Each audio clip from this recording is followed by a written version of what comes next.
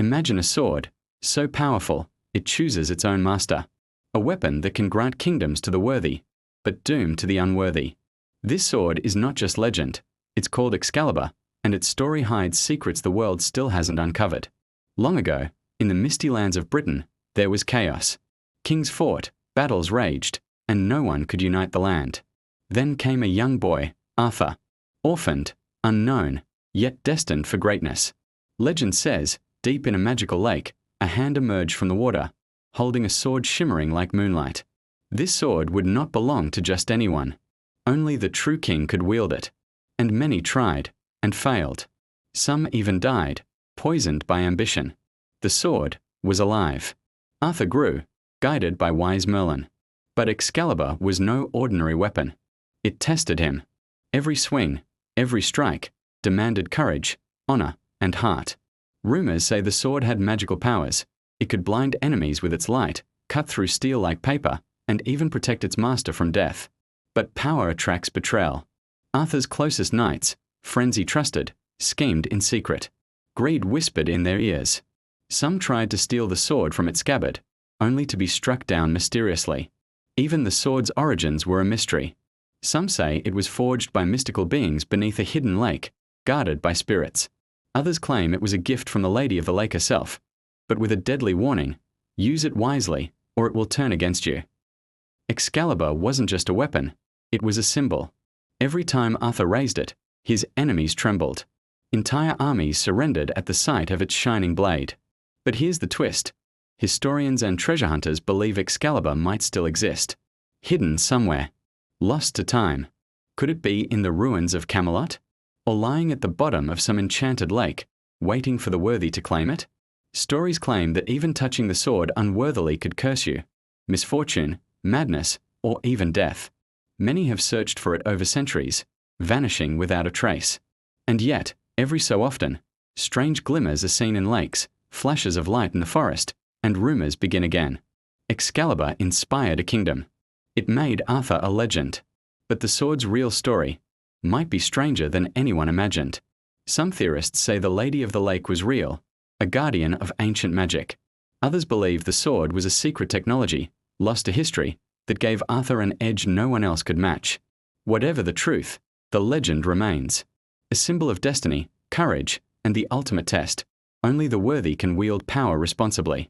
And maybe, just maybe, somewhere today, Excalibur waits, waiting for the next rightful king or queen. Who knows? So next time you see a lake shimmer in the moonlight, ask yourself, could a hand rise from the depths, holding a sword of unimaginable power?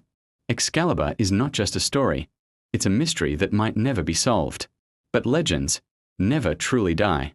The sword in the stone was just the beginning. A test of worthiness, yes, but the true legend of Excalibur is far darker, forged in magic and shadowed by betrayal. This wasn't just any blade. It was a symbol of power so great it could corrupt the purest of hearts. Excalibur was gifted to Arthur by the Lady of the Lake, a mystical being from the misty Isle of Avalon. Its scabbard was said to be even more valuable than the sword itself, for whoever wore it would never bleed from any wound. A powerful promise, but one that bred arrogance. Arthur, blinded by this invincibility, grew reckless. In a fit of rage during a duel, he broke the first sword, the one from the stone, and nearly lost his life. It was a harsh lesson. Power without wisdom is self-destruction. The new sword, Excalibur, shone with the light of 30 torches, its blade capable of cleaving through steel as if it were wood. But its magic was a double-edged gift. It drew envy and desire. Arthur's own half-sister, Morgan Le Fay, coveted the sword and its scabbard. She schemed, using her dark arts to steal the scabbard, leaving Arthur vulnerable, mortal once more.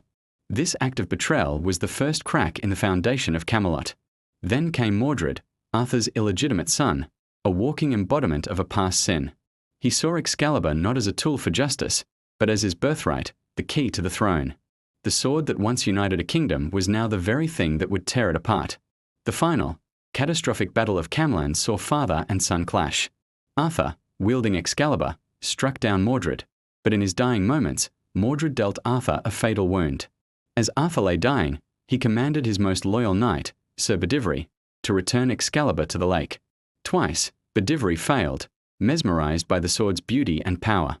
He couldn't bear to cast such a treasure away. Only on the third command, with Arthur's life fading, did he finally hurl the blade into the water. An arm, clothed in white samite, rose from the depths, caught the hilt, brandished it 3 times, and drew it beneath the waves forever. Or was it forever? Legends persist. Some say Excalibur lies dormant, waiting for a worthy hand to draw it forth once more when the world needs a hero. Treasure hunters and archaeologists still search the murky depths of Britain's lakes, driven by the belief that a king's power is still waiting to be reclaimed. The sword of power, the sword of betrayal, the sword of hope. The story of Excalibur is not over. It's merely waiting for its next chapter. Thanks for watching. If you love diving into the darker side of myths and legends, be sure to subscribe for more.